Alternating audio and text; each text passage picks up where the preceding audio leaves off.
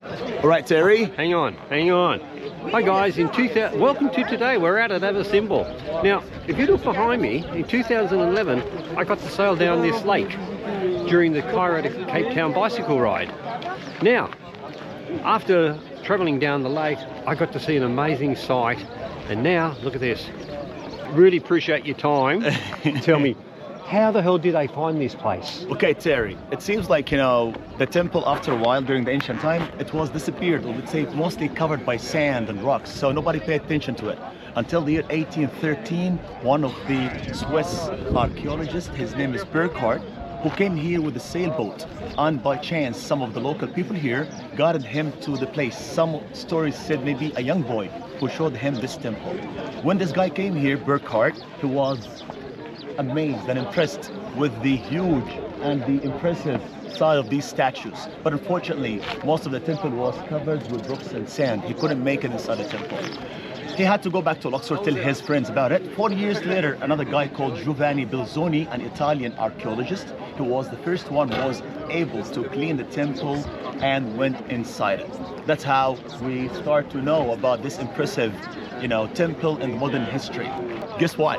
As crazy, Ramesses the king who built this temples of Abu Simbels, it was quite impressive to cut the temple out of his mountain. On the modern history also to save it, that was another impressive story.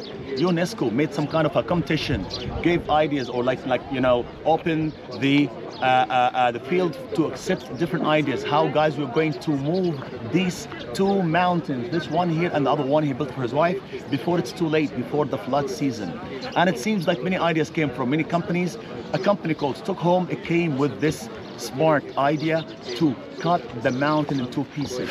So the temple literally was down there on the water, something like 200 meters forward and 64 meters below this level. Wow. So they had to cut it into pieces, and they moved it to this place here, and they put it piece by piece back again.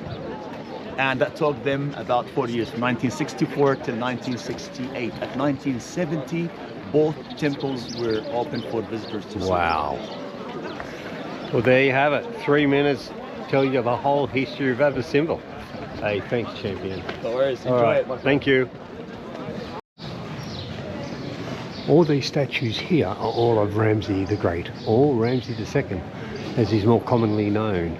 And when you're rich, when you're famous, when you're a king, when you're a god, as he depicts himself in one of these chambers, you can have as many statues of yourself as you like.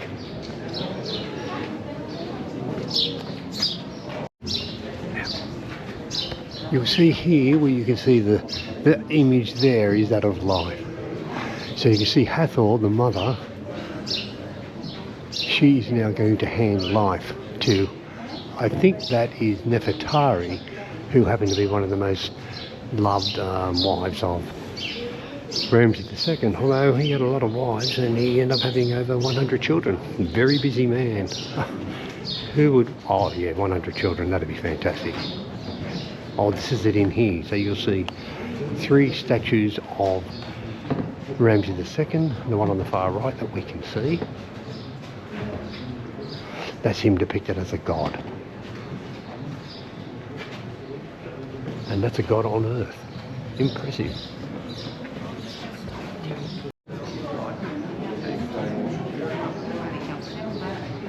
Now, isn't that an interesting one? Look at that. Fascinating. Fascinating. I'm more fascinated too that they could move this thing over a 4-year period, some 200 metres, and raise it 64 metres above the water level to save it for eternity. This one here depicts Ramses II in a chariot, and because he's a king, the animal that he has following him, right here, of course, is a lion. You know, he wouldn't have a dog.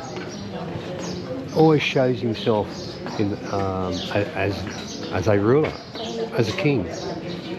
One of the last ones I'll show you is, here we go, right here. You can see there Ramsey, and he's got the arrow, and he's going to kill someone, kill his enemy.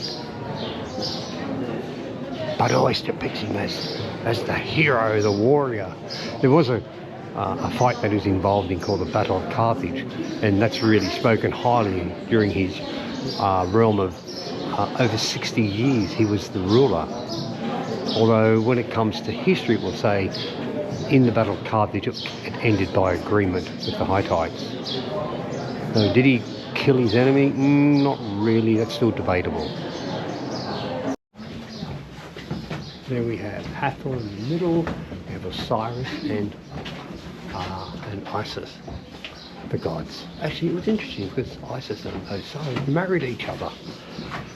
Okay, probably not accepted in today's standards or today's world. Oh, incredible. All right, let's keep going.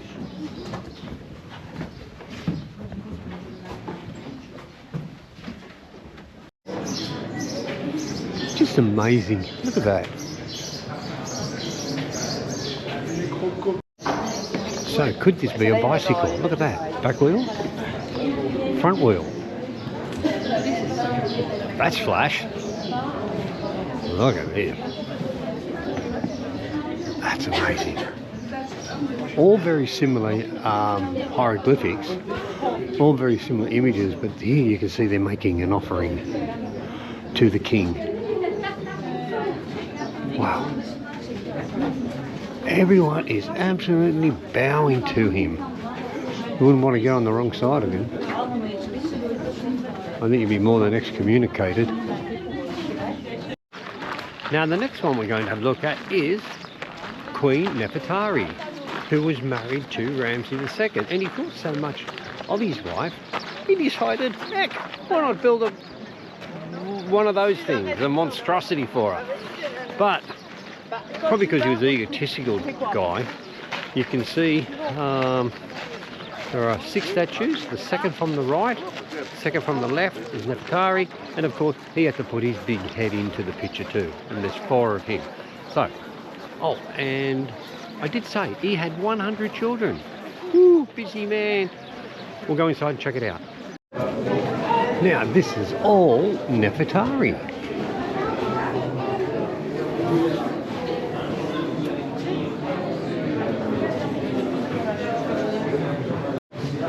And that is Nefertari's face. Wow. The same on the other side as well. And then this right there is transparent tape. This right here is either going to be a staff or it's going to be a gold scale, which signifies strength. So it was a transparent tape. That crown is different from most crowns. That's a war crown. Hieroglyphics. So they would only wear that when they were in war. Yeah, well, he was in war. What about the other one? That's his wife. So that one. That's his, isn't that Nefertari? And then they're offering one of them. So that's going to be Hathor. That's going to be Nefertari. That is a cistern, which she has in her hand. It's almost like a ring. This temple is nowhere near as grand as Ramses II temple, but still, it's impressive to have one built in your honour. We will now make our way out. Lucky we're not here in summer. Wow. Crazy. All right. Right, we've now finished both temples. We got some chill out time. Go and have a coffee, relax, and make our way back to Aswan.